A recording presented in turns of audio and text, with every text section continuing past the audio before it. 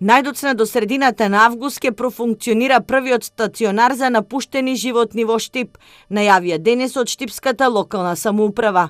Од таму велат дека изградбата на стационарот е во финална фаза, но само останува проектот да помине пред штипските советници.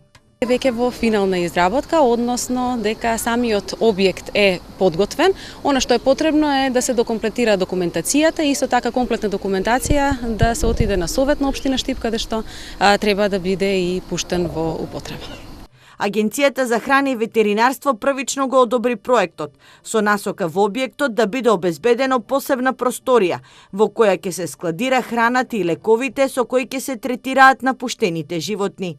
Предвидено беше од 15 до 18 кои што таму ќе имаат можност за, односно ќе има можност за да им се даде основната грижа, за да бидат кастрирани или стерилизирани во зависност од нивниот биолошки пол и понатаму да има грижа, здравствена грижа за нив која што ќе им се пружа, за да не представуваат опасност за граѓаните во рамки на територијата на градот Штип.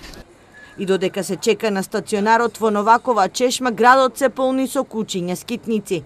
Па така, најверојатно одредена група на граѓани единствен излез од овој проблем го гледаат во расфрлање на отров ланата. За само 2 недели се регистрирани 2 случаи на труење на животни.